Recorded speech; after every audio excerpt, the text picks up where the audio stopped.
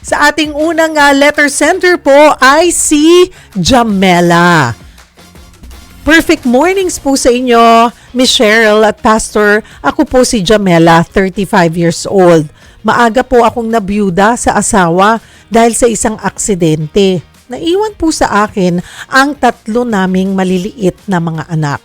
Simula nang nawala po ang mister ko, naging katuwang ko po sa pag-aalaga ng mga bata ang aking kapatid at mga magulang. Madalas ko po kasing pinababantayan sa kanila ang mga bata, lalo na kung naka-duty ako sa aking trabaho. Work from home lang naman ako. Kaya lang, kapag may mga kausap akong kliyente, kailangan tahimik ang paligid. Kaya yung mga anak ko, iniiwan ko muna sa bahay nila mama at papa tuwing may trabaho ako. Ganyan po ang buhay ko araw-araw.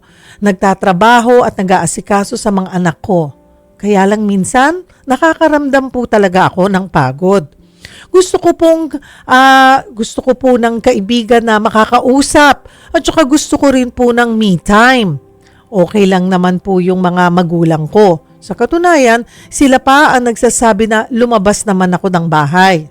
Magpahinga, mag-relax at makipag-bonding sa aking mga barkada. Ginawa ko po yun isang beses. Sumama ako sa outing ng aking mga kababata. Sobrang saya sa pakiramdam. Siyempre po, nandyan yung kaunting inuman at videoke. Matapos ang outing na yon, in-upload ng mga kaibigan ko sa social media ang pictures namin. Pero habang masaya kong binabrowse ang mga picture online, nagpadala po ng mensahe ang biyanan ko. Sabi niya, nagagawa mo pang lumabas kasama ng mga barkada mo at makipag-inuman habang yung mga anak mo, iniiwan mo lang. Naluha po ako sa sinabi nila. Napatanong ako sa sarili ko kung masama ba akong magulang. Iniisip ko na baka tama ang biyanan ko na dapat hindi ko iniiwan yung mga anak ko. Ganun po ata talaga kapag magulang ka na, kalilimutan mo na ang sarili mo.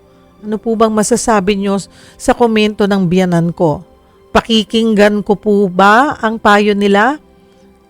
Marami pong salamat. Ikaw, Pastor Dave, anong masasabi mo? What's your take doon sa istorya ni Jamela? Alam mo kung isang beses lang talaga nangyari yon na lumabas siya kasama ng kanyang mga kaibigan sa isang lugar ng kasiyahan, hindi naman dapat maging malaking issue yon. Ang mahalaga ay inilalabas ba niya ang kanyang mga anak para makipag-bonding sa kanila at least minsanan sa isang linggo? O pagkatapos ng trabaho niya, pag sinundo niya na ang kanyang mga anak, nakikipag-bonding ba siya sa kanila at pinaparamdam niya ang kanyang pagmamahal sa kanila sa araw-araw? Mahalaga kasi ang bonding time sa mga bata sa araw-araw. Oo, baka okay, sabihin natin ito yung unang beses na lumabas siya at nagkataon naman na nakita pa ni Biyanan. Baka rin yung pagkaka-upload ng mga kaibigan nyo, sobra talagang nag-enjoy kayo. Iba yung dating.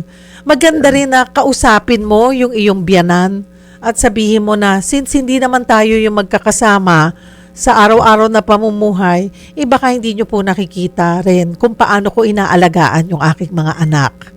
At nakatutok. Mas maganda na minsan kasi talaga ngayon sa social media or minsan sa text. Naku, mahirap din minsan magbasa sa text kasi pag yung iba ang mood mo, iba yung dating sa'yo ng mensahe pero yung nag-message pala sa'yo means well. So siguro maganda to reach out, biyanan mo pa rin yan. Pero wag mo rin kalimutan yung sinabi ni Pastor Dave na, oo, nag-enjoy ka, pero sana bago yung sa mga kaibigan or balansehin mo. Dapat may din kayo, bonding time ng mga anak mo.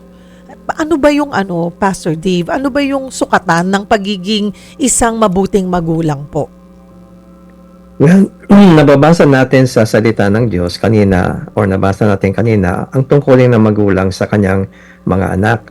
Yun yung sa sulat ni Pablo sa taga-Epeso chapter 6 verse 4 na nabasa nga natin, mga magulang, huwag ninyong ibuyo sa paghimagsik lamang sa inyong mga anak.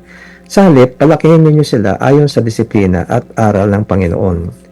Ang pagtuturo ng tamang mga panuntunan at pag-uugali sa mga bata ayon sa katuruan ng salita ng Diyos at pagbibigay ng positibong pagdidisiplina ay pangunahing tungkulin ng isang magulang. Hindi mo pwedeng iasa yan sa mga magulang mo o sa kapatid mo. Kasama na dito ang pagbibigay atensyon sa emosyonal at spiritual na mga pangailangan ng inyong mga anak, hindi lamang yung material. O Jamela ha, salamat sa iyong sulat. Sana ay nakatulong kami sa iyo ni Pastor Dave. Una sa lahat, Jamela, saludo kami sa iyong katatagan. Hindi madaling maging byuda at magpalaki ng 3 anak, ngunit patuloy kang lumalaban para sa kanila. Ipinapakita nito kung gaano kalaki yung iyong pagmamahal bilang isang ina. At naiintindihan namin kung bakit nasaktan ka sa sinabi ng iyong biyanan. Pero gusto nga naming ipaalala sa iyo na hindi kasalanan yung paminsan-minsan naman na magpahinga. Kahit nga si Jesus, 'di ba, ay naglalaan ng oras upang magpahinga at manalangin.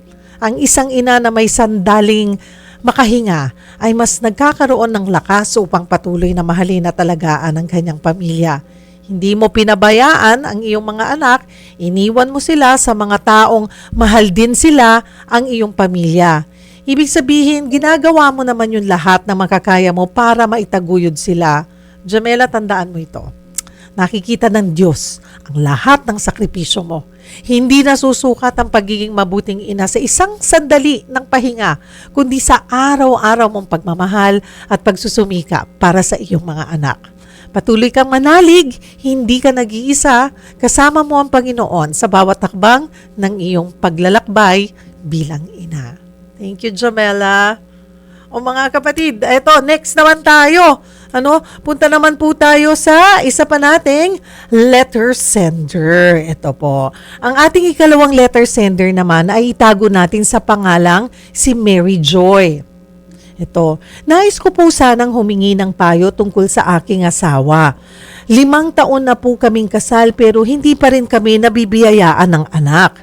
Sa ngayon, pareho po kaming nagtatrabaho at nag-iipon para sa aming future. Medyo pressured na rin po dahil madalas na rin magtanong ang aking biyanan kung kailan kami magkakaanak.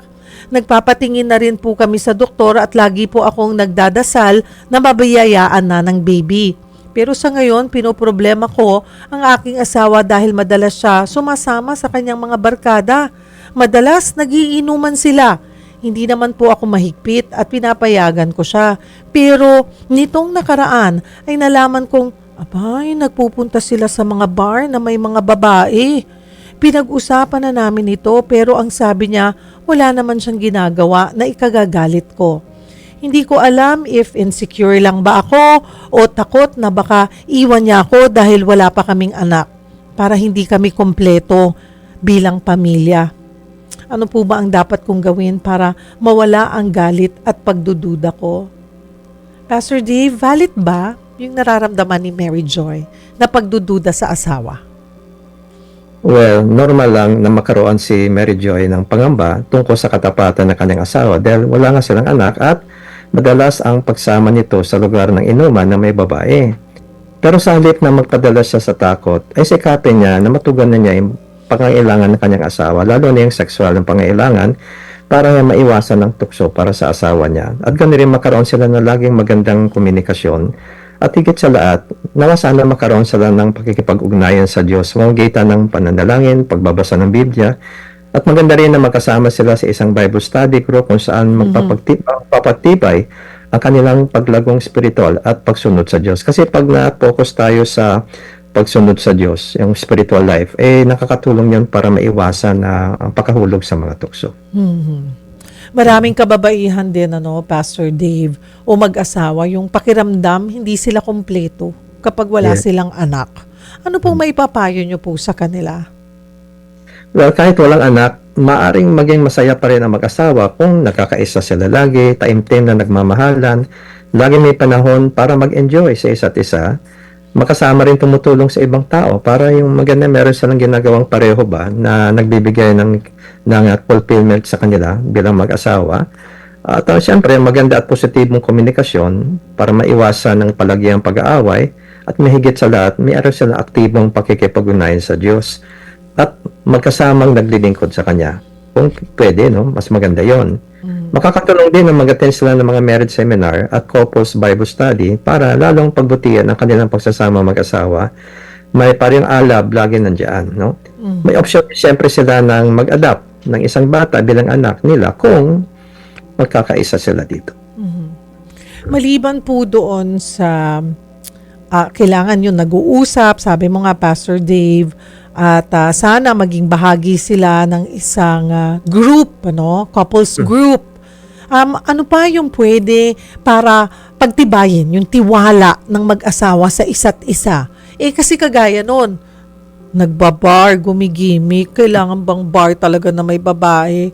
Kasi ewan ko, kahit sabihin mo na wala naman akong ginagawa kahit na ikakagalit mo. Sabihin na natin na grupo sila ng 5 magkakaibigan. May na-table yung 4, ikaw walang ka-table. Kasi nga, sabihin na natin, ganun yung asawa niya. Pero, parang hindi pa rin mawawala yung hindi pagtitiwala, di ba?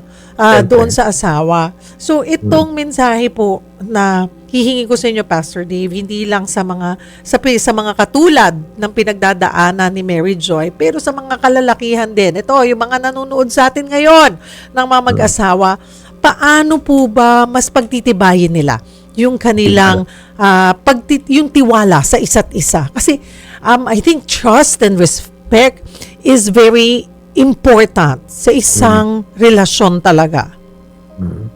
Pag nasira ang tiwala o nabawasan tiwala, diyan nagsisimula yung walang katapusang pag-aaway. Pero alam mo, tulad sabi mo, unahin natin yung mga lalaki, no? Yung mga nakikinig. Alam niyo, maganda talaga ilalabas yung asawa niyong babae sa isang date at least once a week, no? Ako po nung pinakasalan ko yung aking misis, kasama sa panata ko sa kanya, sa harapan ng Diyos, na isang beses, isang linggo, ilalabas ko siya. Kaming dalawa lang, hindi kasama mga anak. I have to spend time with her talaga once a week, na kaming dalawa lang. Of course, during the week, binibigyan ko siya siyempre ng atensyon at nagbabanding ako sa kanya, pero may isang araw na dedicated lamang para sa aming dalawa. Wow! And pati ng aming mga anak, pag mayari sinasabi nila, Ama, punta tayo dito. I'm sorry, remember anong araw ngayon? Monday. Oo, Monday. Sige lang sa kanilang ama. Alam niyo na Monday sagrado sa amin. So, yung po yung mga asawang lalaki, tandaan niyo, yung oras natin binibigyan niyo sa asawa niyo para makipagbanding sa kanya, ay napakahalaga para tumibay ang pagtitiwala sa isa't isa. Pero itong si Mary Joy, tama? Opo, Mary Joy. So, itong si Mary Joy, talagang hindi naman siya nilalabas ng kanyang mister. Kaya yung mister niya, kung mas malimit sa barkada, baka nga kulang ng panahon para sa kanya. Baka maganda siguro anyayahin niya yung kanyang asawa na pwede ba mag-date tayo? Oo. Sabi mo, Mary Joy, ako na lang i-table mo. Yun. Libre pa. Mahalaga para may tiwala hindi mawala, kailangan meron silang laging komunikasyon. Nakakapag nabukas at saka yung magalang. Iwasan yung mga masasakit na salita kasi lalo nakapagpalayo ng loob yan ng isang tao sa kanyang asawa. Yung magalang ba, at the same pag-usapan yung mga magagandang mga paksa that they really enjoy each other. Pero mahalaga talaga na magkaroon sila ng time to be together in a date. Lumabas, mamasyal, yun. Siya na siguro magyaya sa kanyang mister, mahal, pwede bang i-date kita? Oo, totoo. Oo, Mary Joy, diba? Alam mo, alam namin, Mary Joy, na hindi madali yung 5 taon na paghihintay para rin sa isang anak. Kasi yun din yung nararamdaman niya, di ba? Yung mga tanong ng ibang tao ay minsan nagdadagdag pa ng bigat sa puso. Pero tandaan mo, yung pagiging buo ng isang pamilya ay hindi lamang nasusukat sa pagkakaroon ng anak, kundi sa pagmamahalan at pagtitiwala ninyong mag-asawa. Naintindihan namin kung bakit ka nakakaramdam din ng takot at pagdududa. Natural lamang yon kapag mahal mo ang iyong asawa at ang inyong relasyon. Ang mahalaga ngayon ay patuloy kayong mag-usap, sabi nga ni Pastor Dave, ng may pag-unawa at respeto sa isa't isa. Huwag yung away kagad or high pitch agad yung boses. Kapag sinimulan mo kasi, kung sino man magsisimula sa inyo na palaaway, ang sagot sa'yo, paaway din.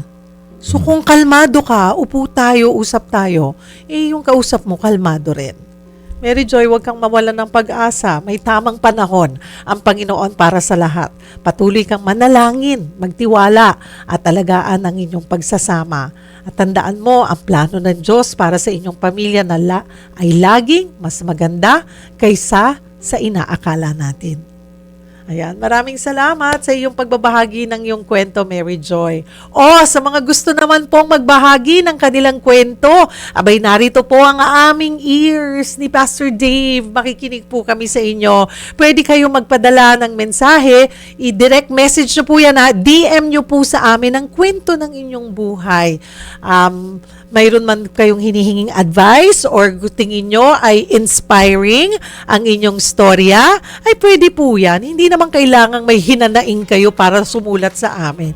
Yung simpleng gusto nyo pong maibahagi yung inyong pinagdaraanan dahil tingin nyo ay mai-inspire din ng marami, pwede rin po yan. I-post nyo lamang, don't post it. Send me direct message. Ayan, mag-DM po kayo ng inyong kwento sa Cheryl Cosim FB page.